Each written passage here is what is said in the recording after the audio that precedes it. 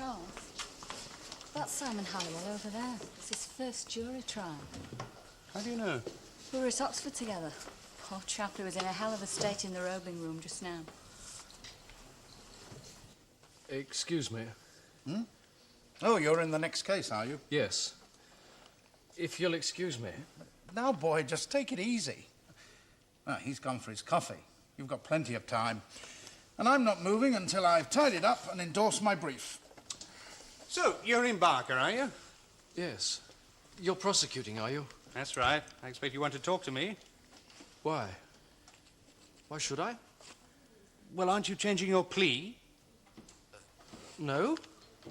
That's the trouble with employing children in the courts. They all think they're Patrick Hastings. They can't see a loser when it's staring them in the face. Well, what's that supposed to mean? Look, don't you think it's a waste of public money? Defending double murderers? Double murderer? What's his name? Barker. Yes, I know that. His Christian name. Frederick. Freddie. So he's out. Finished a sentence in July, and by August he's back in police custody. What did you do last time? Oh, nothing much. He killed a man and his wife. Oh, no. It was his wife and her lover. Caspar Jones and I defended him. We ran provocation, but it was no good. He caught them in flagrante and did them in. Unfortunately, he allowed a whole week to elapse between the nitty-gritty and the hitty. The jury thought his blood had cooled by the time of the killing. Oh, quite right, too. Week's quite long enough for a chap to get over the sight of his wife in bed with another man. Look, if you lean on Barker a bit, we'll be back in London by tea time. Yes, indeed. And you'll be paid on the basis that you've prepared for a fight. The taxing officer will never know that none of you have actually read the papers. Well, what do you say? Look, if you'll plead, we'll go and see the judge and we'll keep your chap out of prison. If you fight, he'll go back inside. I'll take instructions. Well, get on with it, will you? Some of us have got other work we could be doing.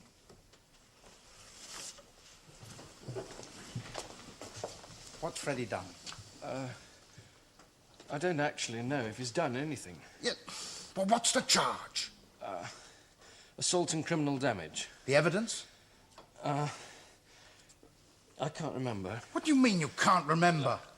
Look, it's my first jury trial, I'm afraid. I'm a bit of a stater. I can't think properly. Bring up the prisoner.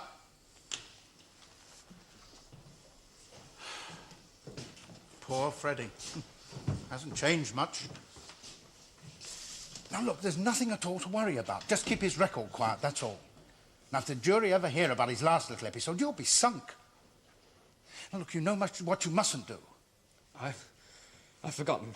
No, don't attack the prosecution witnesses. Don't ask any questions that make his previous convictions relevant. All stand.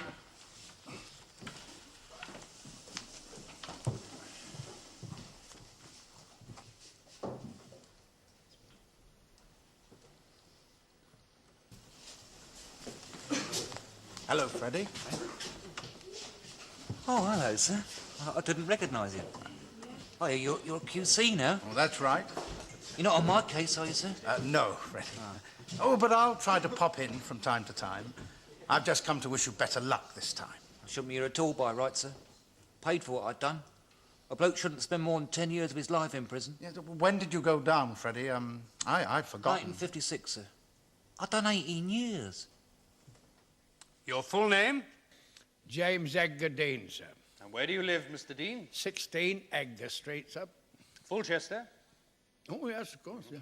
And does your wife live with you at that address? My lord. Yes, Mr. Halliwell. My lord, Well, what is it, Mr. Halliwell? that was a leading question. It was. Well, I object. Is there any dispute as to whether or not the witness's wife lives with him? And is it at all important? I find it difficult to see how it could be. Well, is it disputed? No, my lord. What? Speak up, I can't hear. No, my lord. Well, then what is your objection? Oh, Oh, do let's get on. Yes. Mr. Lutterby. Yes, well, will you now answer the question, Mr. Dean?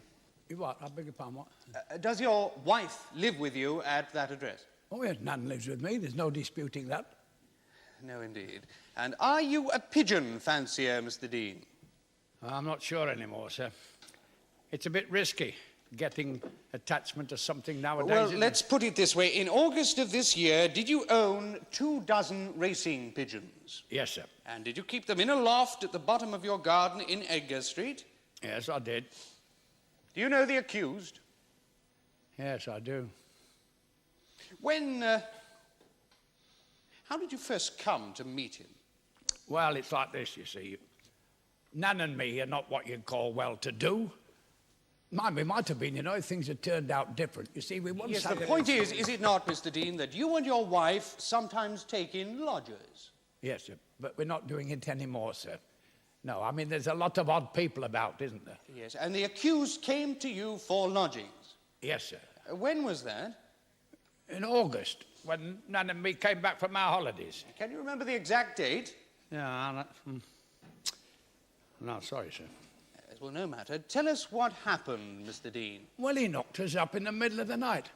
Said he wanted somewhere to stay until he could get fixed up permanent. And did you give him a room? Oh, no, sir. We don't take in foreigners. You say foreigners, Mr. Dean. Yes, your worship. We once did. And he robbed the gas meter. Cockney he was. When you say foreigners, you mean someone from another part of the country and not someone from abroad. Well, it's one and the same thing, isn't it? I mean, let them put one foot inside the door, you ends up with them with the cat on their lap, and their feet up on the fender, and you're outside carrying in the coals for the fire. And did the accused say where he came from? No, sir. But we knew he was a foreigner, at least.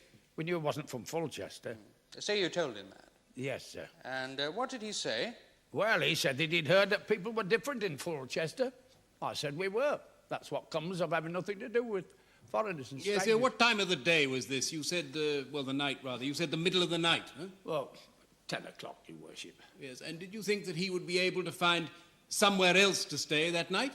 Well, I don't see how he could, sir. And he said, well, am I going to go? I said, hanged if I know.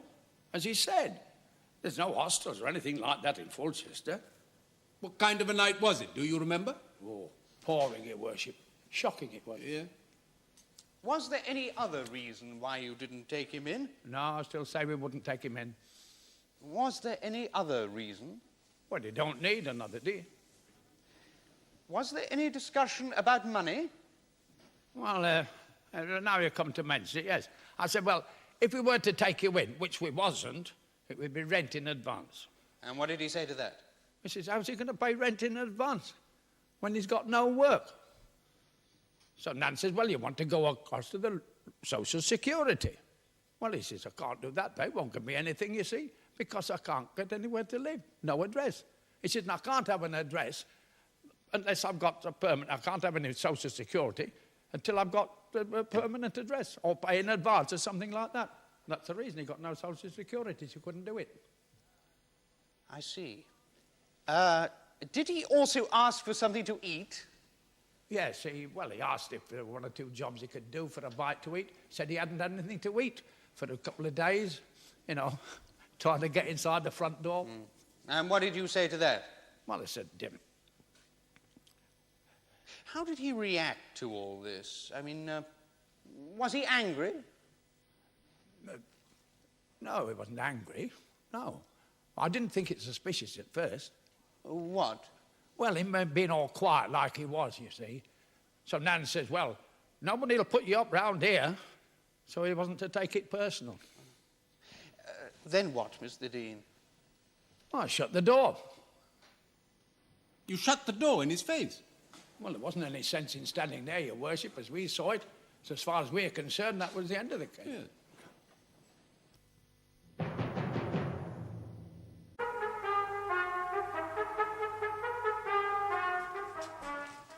You know where the accused went that night?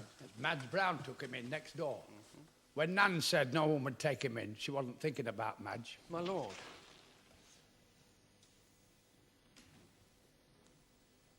Yes, Mr. Halliwell. The lady's proper name is Mrs. Lilly. You're taking objection to some of the evidence. Yes, my lord. I see. What is it? The lady's proper name is Mrs. Lilly. That is your objection? Yes, sir. My lord. Well, is it important? Well, it may be.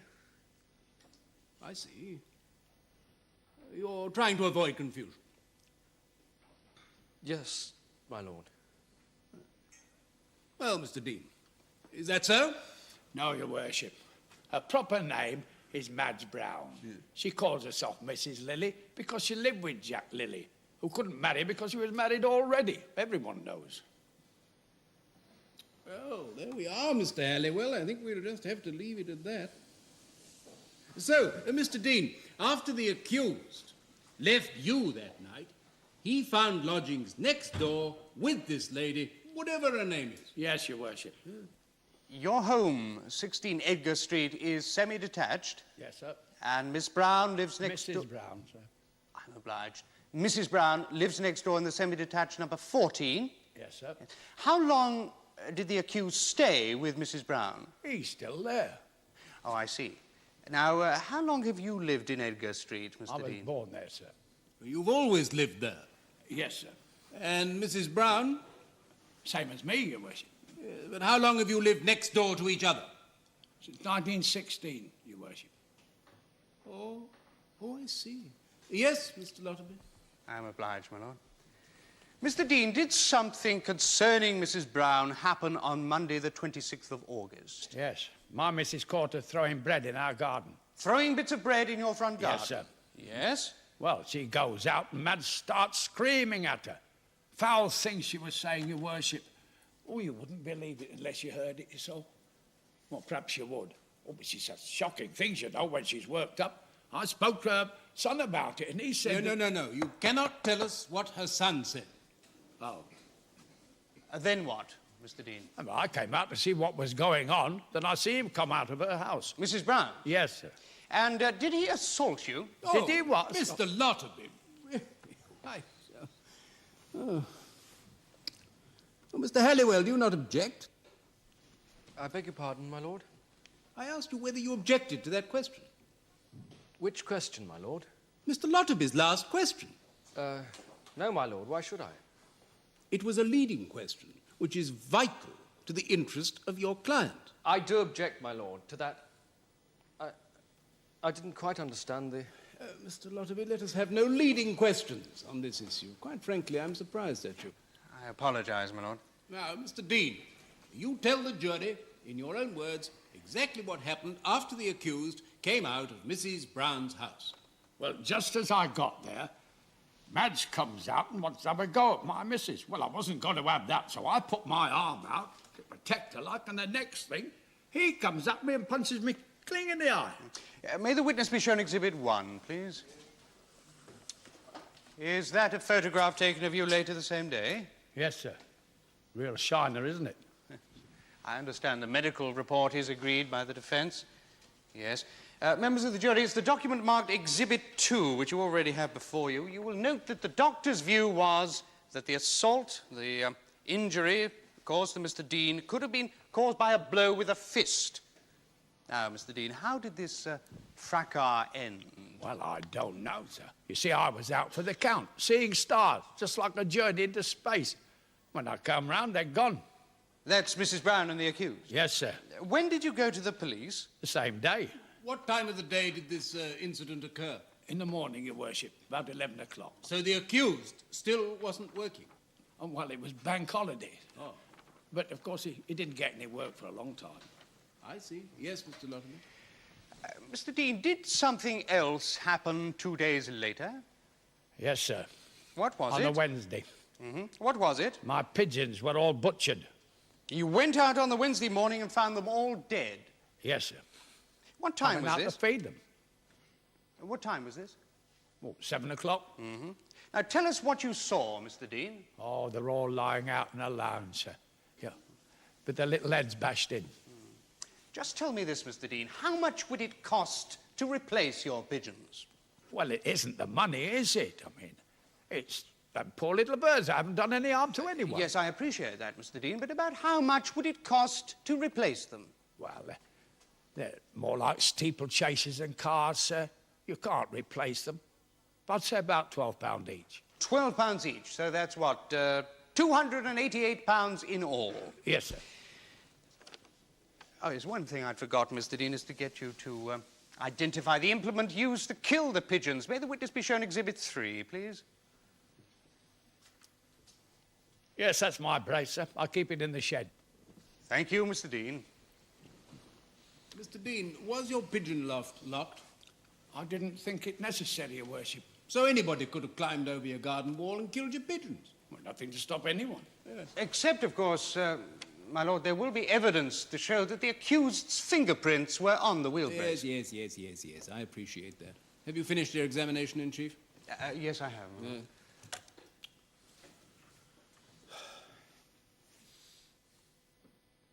Mr. Halliwell? Yes, my lord. You wish to cross-examine? Yes, my lord. Yeah.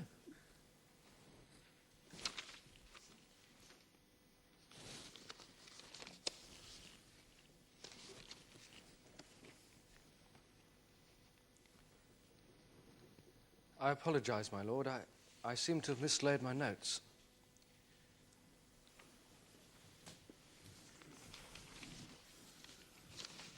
Well, perhaps we better start without them. We can't be here all day. Yes, my lord.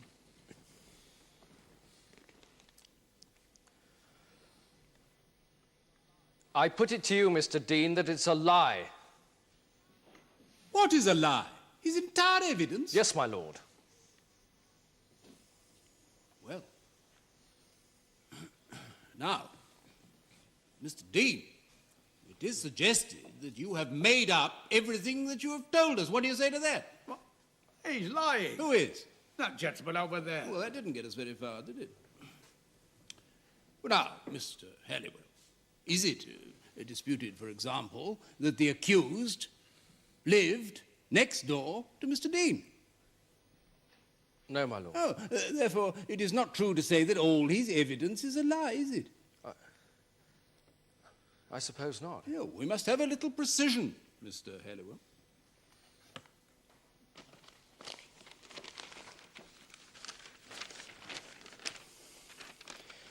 You were asked by my learned friend what Mrs. Brown's son said to you, and you didn't answer. No, Mr. Halliwell, that is not correct. The witness started to volunteer that information, and I, well, quite properly, I trust, stopped him. Well, I am entitled to ask the question. Yes, you are, Mr. Halliwell, if you think it will help your client's case. It was to do with Mrs. Brown's swearing, wasn't it? Yes, my lord. Now, Mr. Dean, Mr. Halliwell wants to know what Mrs. Brown's son said to you about her swearing. Well, he said anything she said to your wife, anything she said to you, she said worse to my wife. Well, there we are, Mr. Halliwell. Next question. Ask this. The real reason why you wouldn't give Mr. Barker lodgings was that he couldn't pay his rent in advance, wasn't it? I still say we wouldn't take him anyway. But you did ask for money in advance. Of course I did. The same as usual. I've been done before. And he explained he would get a job and pay you at the end of the week. That's what the other one said, the one that did the bunk. Yeah. 2 meals a day for a week he had off us. And he explained that he couldn't get Social Security until he had a job, an address. Yes.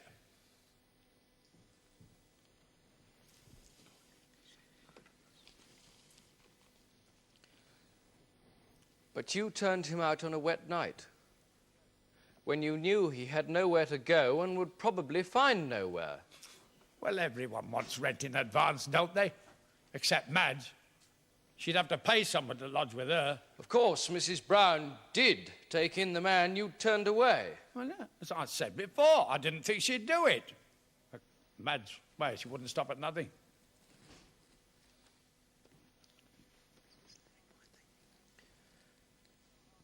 And when you turned Barker away, he was quiet. He wasn't angry. No, he didn't seem angry, no.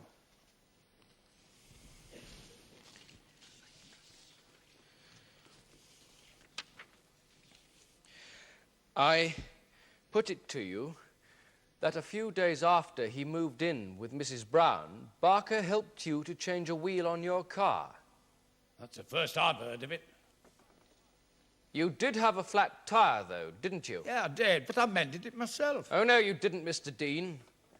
You were having the devil of a job undoing the wheel nuts, and Barker offered to help. You'll be saying that he cooked my breakfast next, won't you? Just answer the question, yes or no. Sorry, Your Worship. No. And that's how his fingerprint came to be on the wheel brace. That's what you say. Mr. Marney, My lord. you're not instructed in this case, are you? No, my lord. One might say that I am the officious bystander. Yeah. Or perhaps one might say that Mr. Halliwell is getting a little help from his friends. Still, I don't think I could stop you, even if I wished to. Which I don't. I'm obliged, my lord.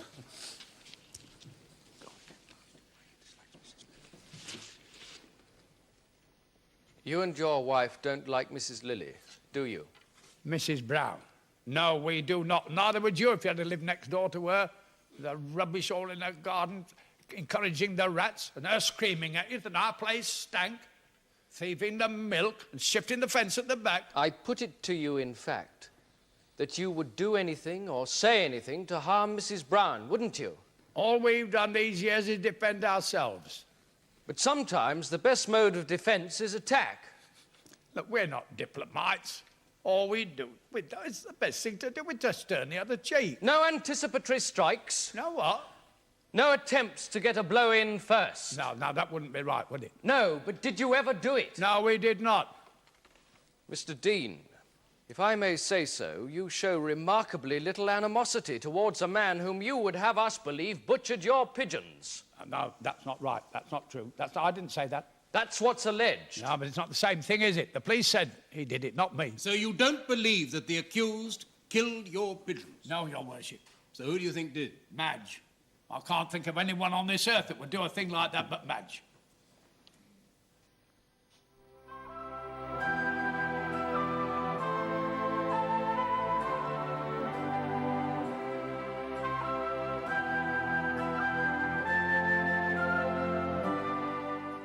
The case of the Queen against Barker will be resumed tomorrow in the Crown Court.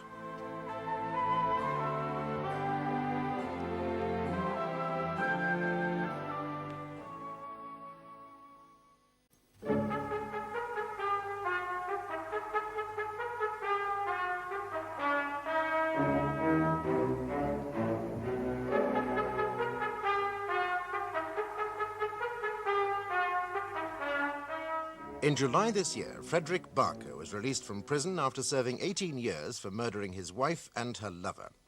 Within a few weeks, he was in trouble again, charged by the police with assaulting a neighbour, Jimmy Dean, and destroying his racing pigeons. Barker's counsel has never appeared in a jury trial before and has been informally assisted by a QC, Mr. Marney, who represented Barker at his murder trial 18 years ago and happened to be in court yesterday when the trial began. The assault, the alleged assault. Mr. Dean, your wife hit you, didn't she? Oh, by the heck, that's about the best one so far. His wife hit him? Intentionally? Accidentally, my lord. When? During the course of the row to which this witness is testifying. I see. Go on. I put it to you, Mr. Dean, that you were standing to the left of your wife and Mrs. Brown was almost between you. I don't remember where we were. Mrs. Brown called your wife a dried-up old fanny. But she was swearing all the time, yes. And your wife made to hit her with her fist. What? My wife? Never.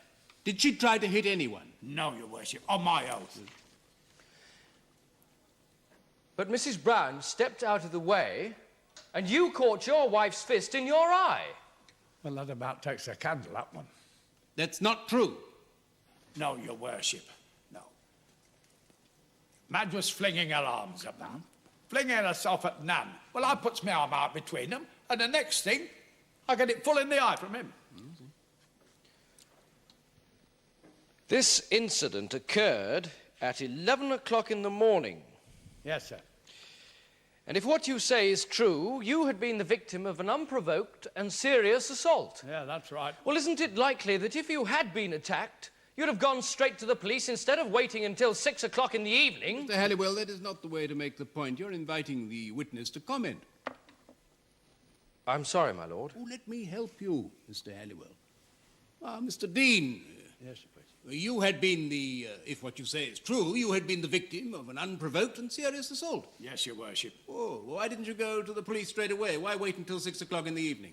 Well, I knew the Bobby was coming that evening anyway. There you are, you see, Mr. Halliwell. But it didn't work. I mean, he had an explanation.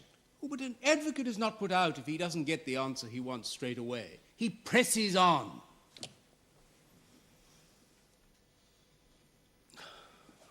Mr. Dean, if what you say is true, you had been the victim of insult and outrage, and yet you thought it could wait before you spoke to the police. Well, that's what happened, sir. What were the police coming to see you about? Well, it was about another case, a car accident.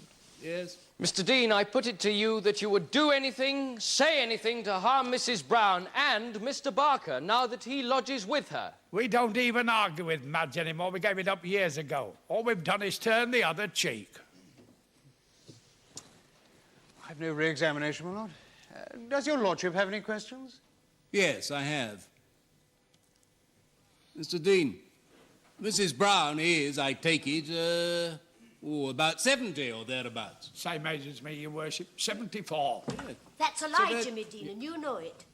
Who is that woman? That's Madge, your worship. So you're Mrs. Brown, eh?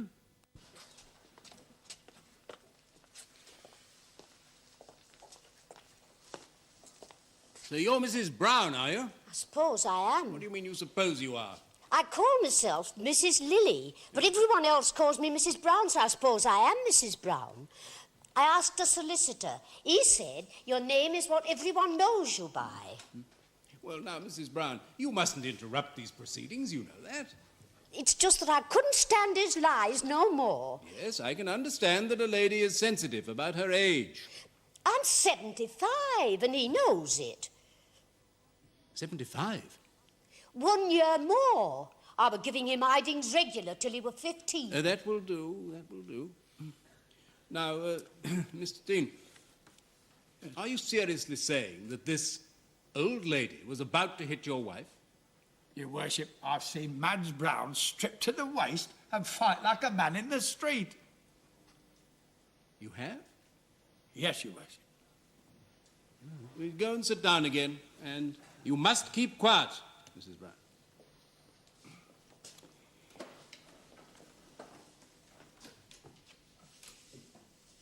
Mr. Halliwell, are you intending to call Mrs. Brown as a witness? Yes, my lord. Well, what's she doing in court? I didn't know she was, my lord. My lord, I find that difficult to credit. I myself saw my friend outside in the corridor conversing with that lady. Of course, I didn't realize then who she was. Mr. Halliwell was talking to a witness. That's a very serious allegation, Mr. Lotterby. It is, my lord. Mr. Halliwell, is that true? Yes, my lord. She just asked me where court number 1 was. Likely I didn't know who she was. Mr. Lotterby, Mr. Halliwell, this is no way for counsel to behave. I will see you both in my room. All stand.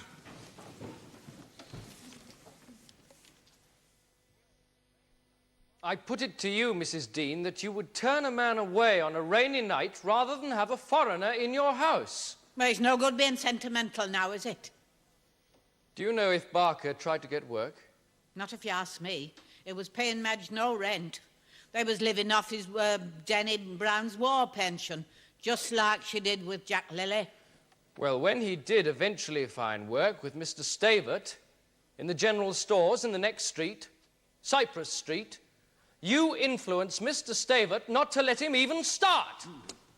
Mr. Halliwell, do you want to ask that question? Yes, I did. People were soft on Jack Lilly when he first come to Fulchester, and look what happened. Well, I think it's too late now to withdraw the question, even if you wanted to, Mr. Halliwell. Yes, my lord, I suppose it is. Are you going to ask the witness how she influenced the would-be employer? No, my lord. However, I now will be asking that question, my lord, in re-examination. Of course, Mr. Lotterby, I'm in the dark as to what Mrs. Dean did, but I can guess, and if my guess is right, I would not admit your re-examination on that point unless I was absolutely certain that there was clear evidence that the accused knew about Mrs. Dean's interference with his prospective employer. Then, of course, the whole thing would go to establishing a motive instead of merely going to Mrs. Dean's credit. However, we can deal with that problem when it arises, and in the meantime, I'm sure Mr. Halliwell is very grateful to know of your intentions. Yes, Mr. Halliwell. So Jack Lilly was a foreigner too, Mrs. Dean, and lived with Mrs. Lilly. Madge Brown, yes. Disgusting. Living off her widow's pension from poor old Danny Brown. Yes, let us all refer to Mrs. Lilly as Mrs. Brown. She seems to answer to that name. Mr. Brown, I take it, was killed in the First World War. When he heard about Madge and Jack Lilly, he just went out and got himself killed. The week after. The week after what? Well, after he got Mrs. Hodges in my letter, telling him as how Madge was in the orchard and up the clumps with Jack Lilly every night. This was in 1917? Yes, your worship. And that, I suppose, is when the feud started. You've never got on with Mrs. Brown since that day. Well, if you ask me, she's balmy living next door in all that stinking rubbish and accusing us of smelling. Accusing us of pinching her garden. Accusing me of trying to go with Jack Lilly, her who went off with Jack when her own husband were at the war. Accusing us of trying of poisoning her stinking Tom. Tom? Oh, Mrs. Brown accused you of poisoning her cat. She always swore she'd get equals with us, but we didn't poison it. Well, not deliberately. It ate some rat poison. Well, everybody were using it because her filthy rubbish brought the rats. Or rat bag, they used to call her down the street. When was the cat poisoned? Well, the day before Jenny Hodges had her baby. Yes, I'm sure, Mrs. Dean, that everybody in Edgar Street knows when that was, but I'm afraid we don't. Well, 6 months back. Ah. He's sitting up now. Yes? Mrs. Dean, on Monday, the 26th of August, you and Mrs. Brown got into another row. Well, she was throwing bread in our front garden. And in the course of that row, she called you a dried-up old fanny. I expect she did. She called me most things. And as a result, you made to hit her.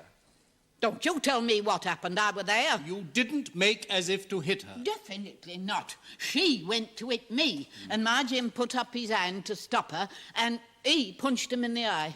No, Mrs. Dean, it was you who hit your husband in his eye. I put it to you. Now, what would I want to do a thing like that for? I didn't say you wanted to do it. Well, if you don't not, young man. Now, I've had in as much cheek as I can take from you young people. Mrs. Dean, just answer the questions. I am. It's an accident. You were trying to hit Mrs. Brown. If I were ever trying to hit Madge Brown, it would have been on our 5th anniversary, when she told my Jim that I'd asked Jack Lilly up the clumps. Just a minute. The clumps? The clumps. What are the clumps? Well, it was woods then. They're all houses now, of course. Yes, Mrs. Dean, I wish you'd just answer the questions simply, or try to stick to what is relevant. Relevant? I'll tell you what's relevant. Mrs. Dean, this is my court, not yours. It is I who will decide what is relevant, not you. Well, I'm not answering any more questions today. I'm going home. Mrs. Dean, you are a witness in this trial, and you will remain here until I say that you can go. I'm not feeling well. I'm going home. Oh, get her a glass of water. And as a result of what emerged during my friend's cross-examination of Mrs. Dean, I caused some inquiries to be made, my lord. It appeared there was further material evidence, and so I caused the notice of additional evidence to be served upon my friend. Your lordship also has a copy, I trust? Yes, thank you, Mr. Lotterby, I have. I take it you don't object to this additional evidence, Mr. Halliwell? No, my lord, I don't think it can be objected. No, nor do I. It's an odd fact. It seems that I can't understand why this Evidence was not known to the prosecution until your cross-examination of Mrs. Dean. In the circumstances, I think we must allow them to call this witness. Yes, Mr. Lotterman. I'm obliged, my lord. I call Mr. Stavvert. Mr. Stavvert, you are the proprietor of a general store at 11 Cypress Street, Fulchester? Correct. Do you know the accused, Frederick Barker? Yes. He applied for a job I was advertising. What job was that? Generally assisting in the shop. I need someone strong to help with the heavy work. I got a bad back. Would you like to sit down? No. Oh, thank you. I'm all right as long as I don't have to lift anything. And did you take him on? Well, I told him he got the job. But then I heard Oh, that... don't tell us what you heard for a moment. Now, when was he to start work? The Tuesday, straight after bank holiday. And did he come in that day to start work? Yes, I told him I'd changed my mind. Did you tell him why? Not straight away. Least said the better as far as I was concerned. But in the end you did? Yes. Someone had told you something about him? Yes. Did you tell the accused who that person was and what it was you'd been told? Not at once, but he kept on at me, so I told him so as he'd go away. Who was that person? Mrs. Dean. Mrs. Dean. And what was it that she had told you? Well, you know. We don't know, Mr. Stavvert. Tell us exactly what she said. Only that he was a sex murderer, that he'd done 18 years for killing 2 kiddies.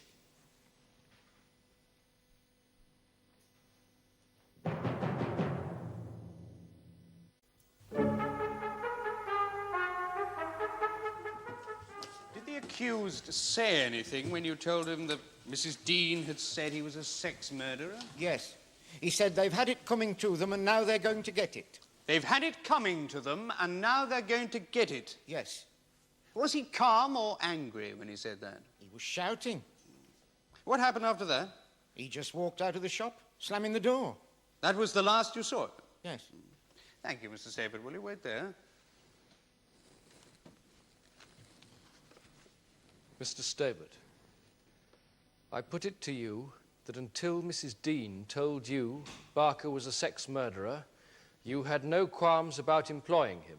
Well, to tell you the truth, I'd had me doubts. There was a lot of rumours about him, but I didn't know whether to believe them until Mrs. Dean came round. Why did you believe her? 'Cause the police told her. She told you that? Yes. Does it concern you having Barker living in the next street? Would you rather he went away or was put away? Well, it's not a question of not giving a dog a chance. I've got 2 kids to think about. You haven't answered my question, Mr. Stavvert. Would you rather he went away? Yes, I would. They got no business to let him out. The truth is, Mr. Stavvert, Barker was released from prison at the end of July after serving 18 years, not for murdering 2 children, but for murdering his wife and the man he found in bed with her. Oh, well, that's a bit different, isn't it? Not what you properly call a sex murder, is it? No, but I only said what I was told. Do you still say Barker said the Deans had it coming to them and now they're going to get it? Yes. I put it to you, Mr. Stavvert, that's quite untrue. No, he was shouting. You can understand that. You invented that alleged threat to get rid of a sex murderer in your midst. You're saying I'm a liar? Yes, Mr. Stavvert, and that you're not man enough to tell the truth, even when you know that Barker is not the creature that you thought he was.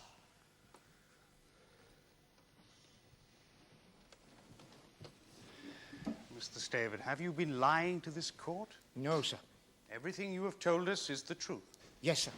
Thank you, Mr. Stavvert. Does your lordship have any questions? Yes, Mr. Stavvert, you thought that Barker might be a violent and dangerous man. Yes, sir. And to you he'd threatened the Deans. Yes, sir. Did you tell the Deans or go to the police? No, sir. I see. Yes, you may go. You needn't stay unless you want to. I call Constable Edgley.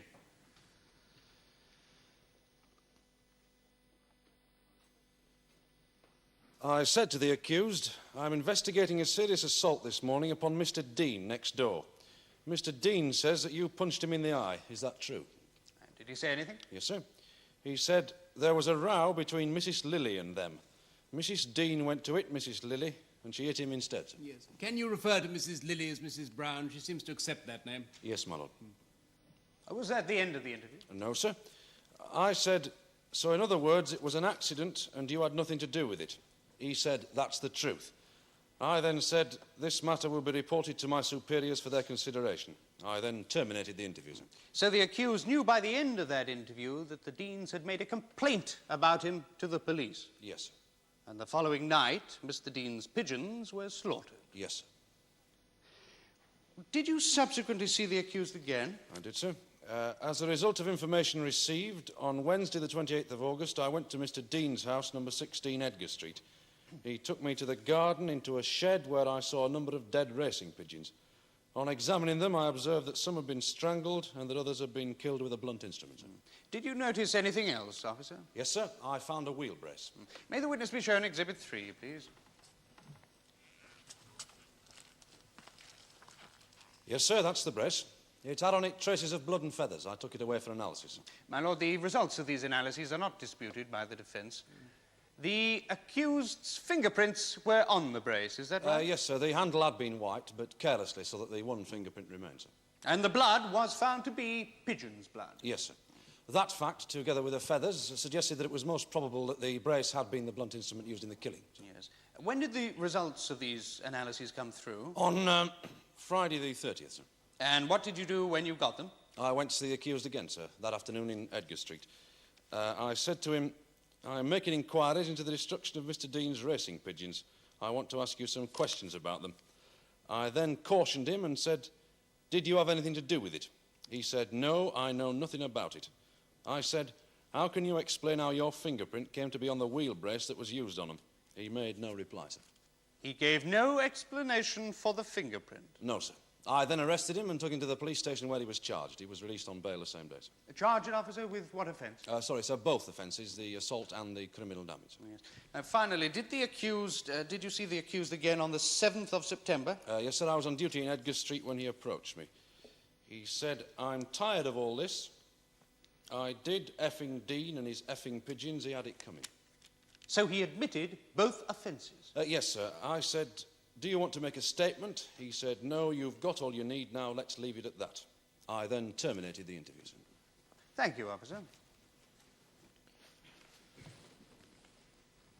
Officer, the fingerprint. You've no way of knowing when that was imprinted on the wheel brace. It could have been imprinted quite innocently when Barker used it to change a wheel. He didn't give me that explanation, sir. Officer, you've told us of 3 interviews with the accused. One on the 26th of August, one on the 30th of August, and one on the 7th of September. Yes, sir. You haven't told us so far that you also saw him on each occasion, every single day, between the last 2 interviews. That's correct, sir. You did see him every day between those last 2 interviews? Yes, my lord. And on each one of those occasions, you went to Mrs. Brown's house in Edgar Street and asked the accused if he had anything to tell you. Yes, sir. To which, on each occasion, he answered no. Correct, sir. You were harassing him. That wasn't my intention, sir.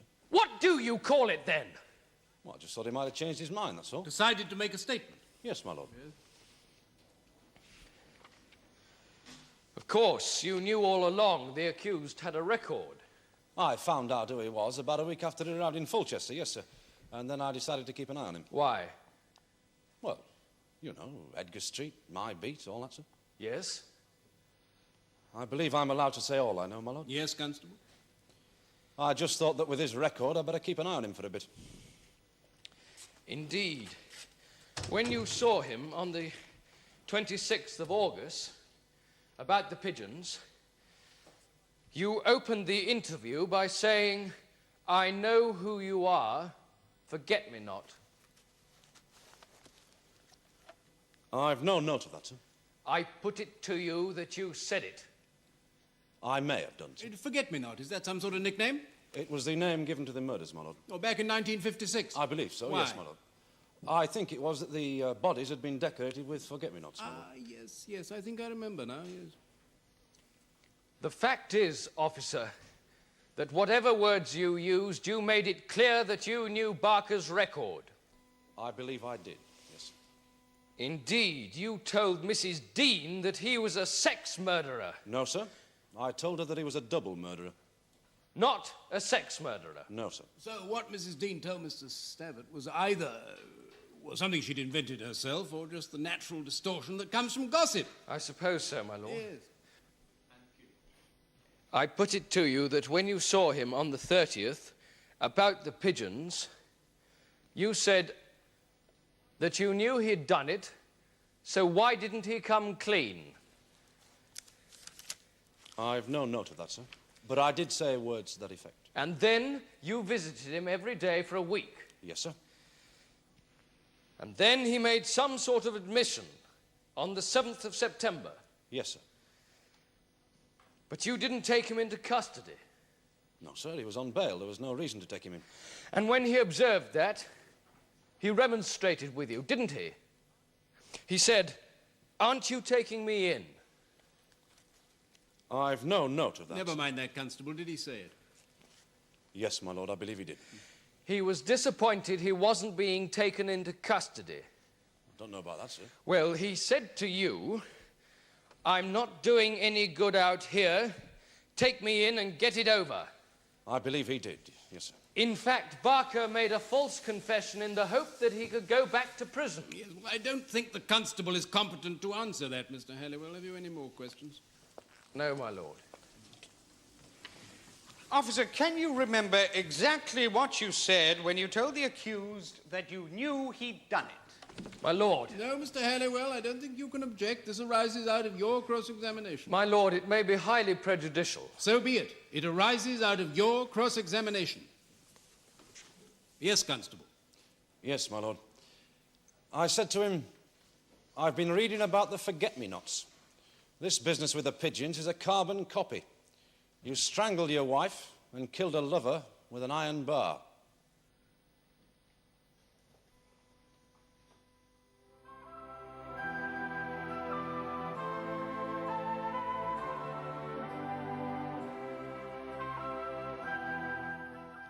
The case of the Queen against Barker will be concluded tomorrow in the Crown Court.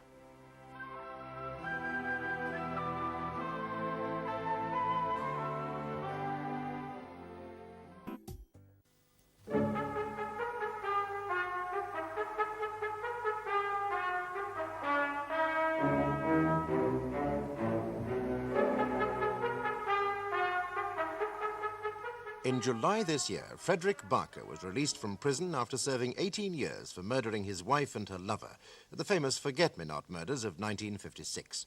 After his release, he went to Fulchester and took lodging with a Mrs. Brown. Within a few weeks, he was in trouble again, charged by the police with assaulting a neighbour and destroying the neighbour's racing pigeons.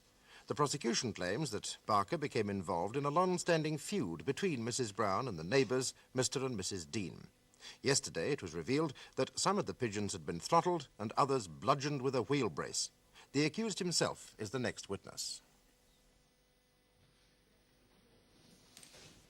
So Mr. Dean's black eye was accidentally caused by Mrs. Dean and not deliberately by you? No, sir. And you know nothing and had absolutely nothing to do with the butchering of Mr. Dean's pigeons? No, sir. Can you explain how your fingerprint came to be on the wheel brace used on the pigeons? Yes, sir. I used it to change a wheel in his car for him. When? A few days before. Before what? All that round the garden. Mr. Stavvert claimed that when he told you you couldn't have the job with him and that Mrs. Dean had told him that you were a sex murderer, you threatened the Deans, saying they had it coming to them and now they're going to get it. No, sir, it's not true. And I didn't bang the door neither. Now, Mr. Barker, you were released from prison at the end of July. That's right, sir. After serving 18 years. Yes, sir. Did you at once start looking for work? Yes, sir. Even before I got to Fulchester. I asked on the way. By the beginning of September, had you found work? No, sir. Did you tell prospective employers about your record? Well, to begin with I did, but it always had the same effect, so I stopped. What effect? Excuses. I used to walk out to save my trouble. So you had found no work by September the 7th? No, sir.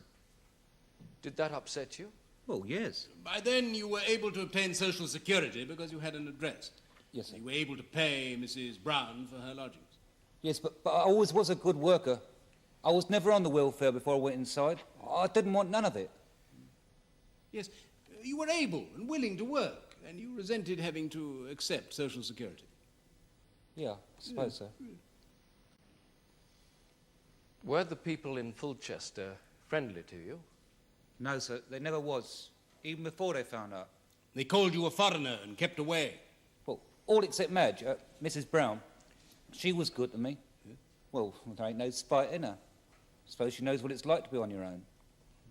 After the word got about your past, what sort of things happened when you went out into the street?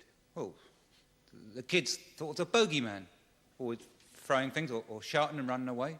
What sort of things did they shout? Forget-me-not, sir. Why didn't you go away? Well, I couldn't see the point. I mean, I reckon people was the same everywhere. Some people in Barking, where I come from, but they promised to write to me and wait for me when I got out. Well, they wrote a few letters, and I wrote them before I got out, but they didn't want to know. Well, I heard people around here was different, so I come to Fulchester. But they're just the same everywhere. Didn't you have any relatives to whom you could go? I was a Bernardo's boy, sir. I never had anyone, sir, except my wife. Was this baiting by children going on at the beginning of September? Yes, sir.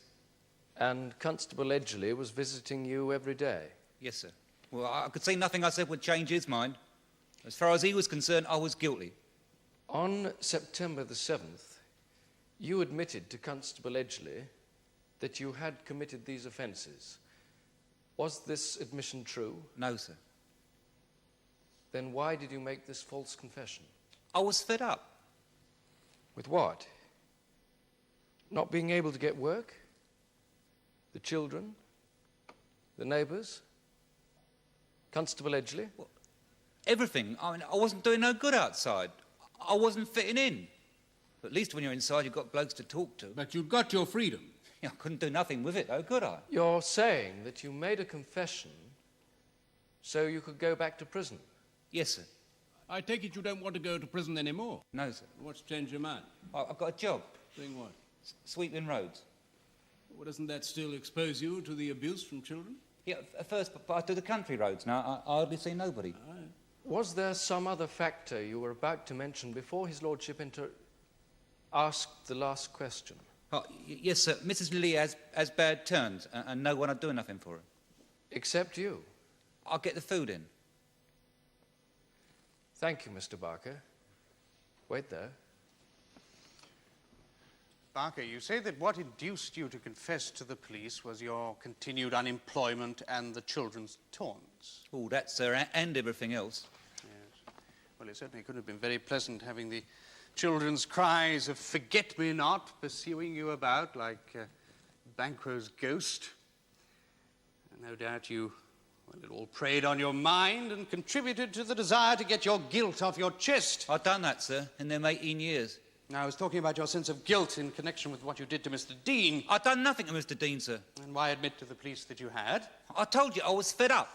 I wasn't doing no good outside. I want to go back inside.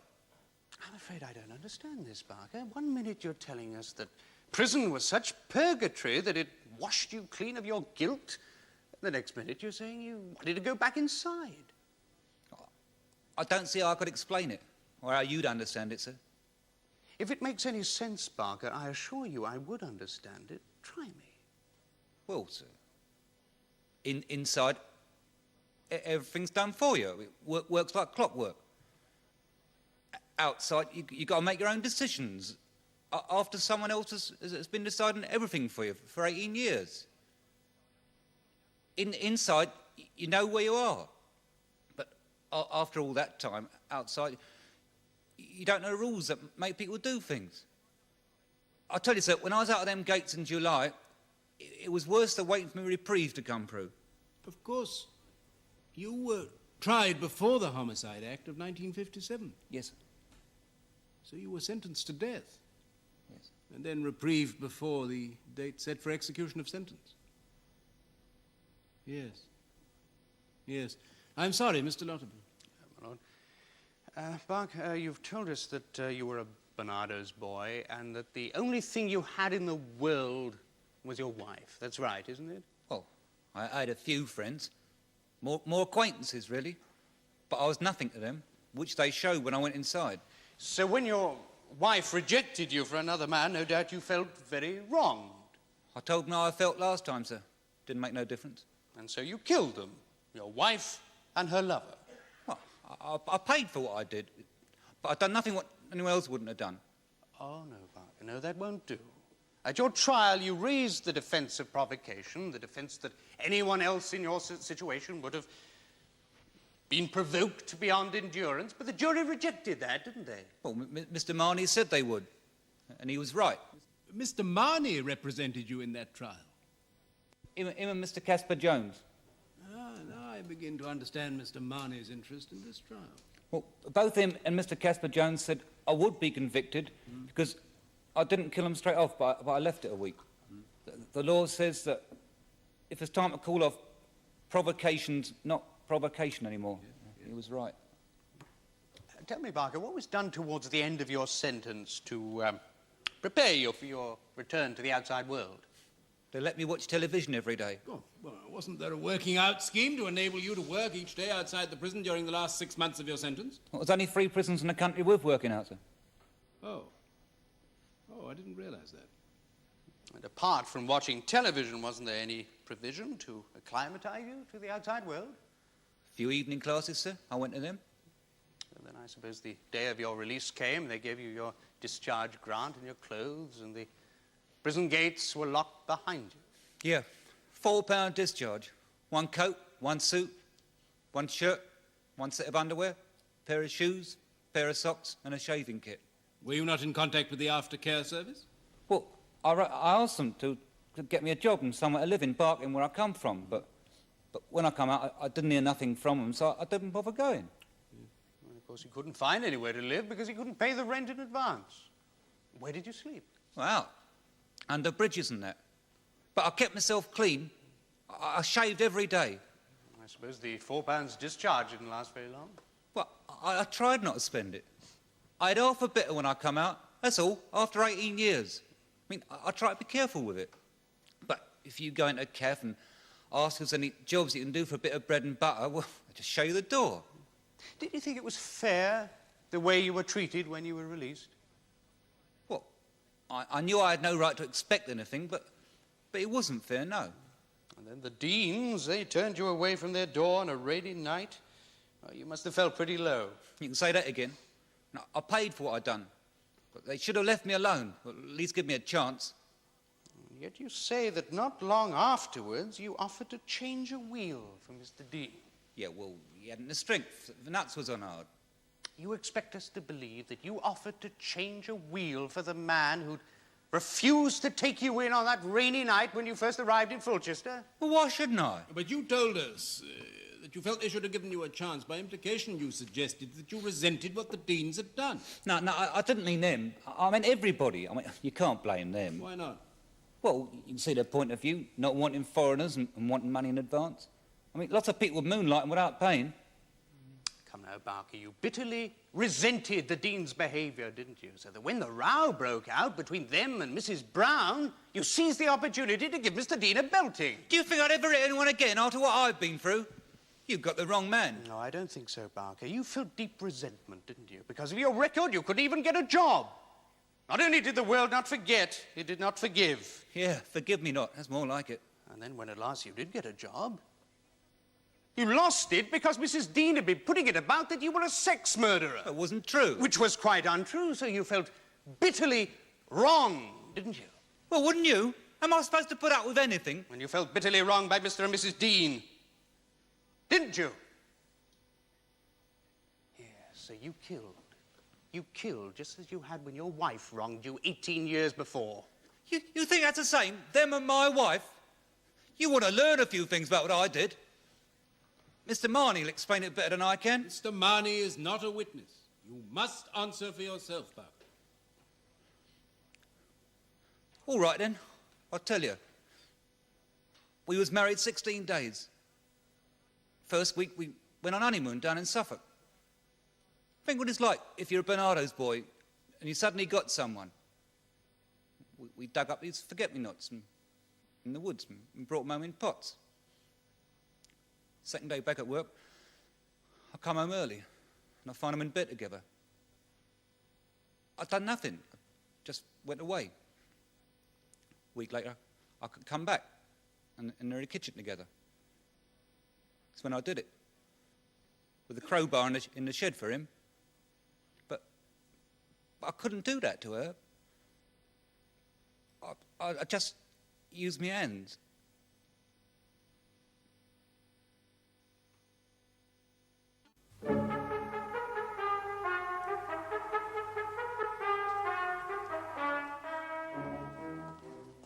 You didn't start the argument in the garden. Definitely not. Did you swear at Mrs. Dean? I expect so. We usually do when we see each other. Then what happened? She made a fist at me. And? I moved out way and she landed it on Jimmy. Her husband. Now, Mrs. Brown, do you know anything about the killing of the pigeons? Yes. Tell us. I did it. Filthy things sitting on gutter, messing my backyard. Yes, Mrs. Brown, I think I must advise you that you do not need to answer any question which might tend to incriminate you. The law gives you a privilege against self-incrimination. Do you understand? Thank you very much. Well, there you are, Mrs. Brown. It's up to you whether or not you tell us any more. Well, I've told you now, haven't I? Didn't your cat die recently? Yes, they killed him, poisoned his milk. Do you want to tell us anything else about the pigeons? Nothing more to add? Very well. Stay there. Thank you. Well, Mrs. Brown, there's a 5-foot fence between your garden and Mrs. Dean's garden, isn't there? And there's no gate in it. That's right, yes. Yes, so how did you manage to get over that fence into their garden at night to destroy their pigeons? Through loose boards. There are loose boards in the fence. Don't suppose they know. I loosened them, just in case. In case what? In case I should have cause to go in there.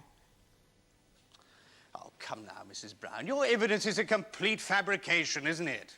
You started that argument on August the 26th, didn't you, by throwing bits of bread in their front garden? Bread? I know naught about bread. If ever I have any bread left over, I make a nice bread pudding. I suppose once the argument got going, Mrs. Dean swore at you? Vilifying. That's what she were doing. Vilifying whom? My Jack. Mr. Lilly. Yeah, he's no longer alive. No. And Mrs. Dean was saying unpleasant things about him. Saying he was a coward. Him as who stood 14 hours in water up to his neck, holding up Timmy Brown when Sturdy B went.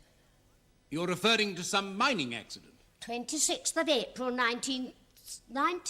27. Now, Mrs. It was in all papers, even in London. Yes. Mr. Lilly, of course, didn't fight in the First World War. Not Jack. Just as well he had a terrible temper. Yes. So no doubt that is why Mrs. Dean was referring to him as a coward. Vilifying, like I told you. Mrs. Brown, you have, of course, a very special spite towards Mrs. Dean, don't you, dating from the occasion when on her 5th wedding anniversary you told her husband some cock and bull story about her having relations with Jack Lilly. Cock and bull, you call it. But what I didn't tell was that I saw them coming back from the allotments, all red in face and with cabbage in her hair. Jack had showed her. Oh, so you were jealous of Mrs. Dean as well, were you? Definitely not. She was just a bit of sport for Jack when he were bored like. Well, if you won't agree with my suggestions, Mrs. Brown, will you tell us in your own words exactly what your feelings are towards Mrs. Dean? It's wrong, I know, but I hate her and Mrs. Hodges more than anything else in the world. Yes, so when Mrs. Dean vilified Mr. Lilly, you made to hit her. Definitely not. Oh, come now, Mrs. Brown, you used to fight in the street, didn't you?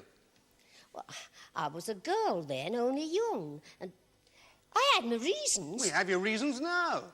That was when I started going with Jack, when Danny was at war and got killed. They took it all amiss, tried to shave me hair off. I put Sandy Brown and Vera Childs in hospital and they never got much of my hair. What they never understood was that Danny wouldn't have cared. Lot of fuss. It's not worth candle now. So, since about, I don't know, 1918, I suppose, everyone in the neighbourhood has been hostile to you. It were all right when Jack... Not so bad when Jack were alive. I don't care now. They can say what they think. I suppose you think that by coming here confessing to crimes, nothing will happen to you because of your age. There's not much at army now. And that's why you're telling lies, isn't it? To help your new companion, Freddie Barker. I suppose you think that with his record, he may be sent to prison for these crimes. Record? What record? You don't know? Oh, Mrs. Brown, where do you think he'd been before he came to stay with you? He didn't say. Well, Mrs. Brown, he was in prison for murdering not one, but 2 people. Oh. I didn't know. When was that, then? 18 years ago, Mrs. Brown. Oh. Does that make a difference, Mrs. Brown? Do you still want to protect this man from the consequences of what he has done? Difference? Why should it make any difference? That was a long time ago. He's been good to me. There's no bad in him now. So, members of the jury, as well as the evidence of Mr. and Mrs. Dean and of Mr. Stavvert, we have the presence of the accused's fingerprint on the wheelbrace and the accused's actual confession to the police. All this combined with the fact that he was in an unstable state of mind, that he felt bitterly wronged by the world and by the Deans in particular. And members of the jury, we have seen how rage took over this man when he felt wronged. We know how he was seized with a compulsion to destroy, as he did 18 years ago when he strangled his wife and battered her lover to death with an iron bar. Members of the jury, you must find Frederick Barker guilty. Even the fingerprint on the wheelbrace is only sinister because of Mr. Dean's denial that my client used it to change a wheel. And I suggest that you couldn't convict a man on the evidence of biased witnesses. So what are the confessions? My client has told you how he made it in a state of desperation when his only desire was to run back to the safety of prison from a world which was rejecting him. The prosecution suggests that's nonsense, but members of the jury, if you put yourself in my client's position, you'll soon see that it is not. Imagine you've been in prison for 18 years. You're not a dishonest man. You've committed a crime of passion. You're a good worker. You feel you've paid your penalty, and all you want to do is to return and resume a quiet position in life. You're not asking much. When you come out, you've got nowhere to go, no relatives. You have difficulty finding anywhere to live. You can't get work. Everyone rejects you. And then your past catches up with you. The children follow you in the street shouting, "Forget-me-not." And you know that even if you've served your time, paid your penalty, even if God has forgiven you, the people have not forgotten, nor have they forgiven, and never will. In that position, might not you feel a sudden desire to go back to the safety of prison? where at least someone will talk to you. Now, I must say something to you about the prisoner's record. You see, normally a person's previous convictions are not revealed until after the jury has reached a verdict, but there are exceptions to this, such as where a previous conviction has a special relevance, or, as here, where it becomes relevant because of counsel's questioning. Now, all that the prisoner's record means is that he cannot put himself before you as a man who's led a spotless life.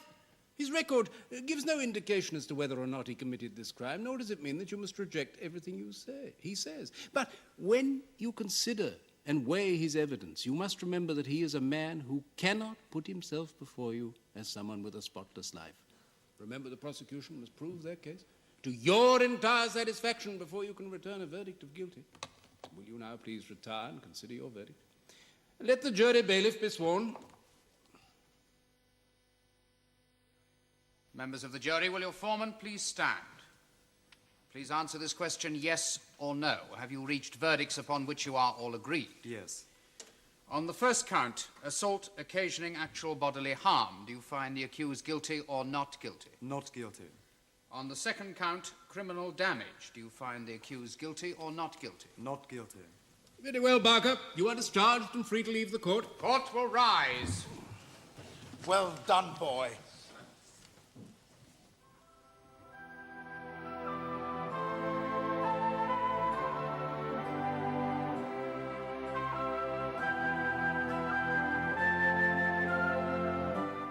Cameras return to watch another leading case in the Crown Court.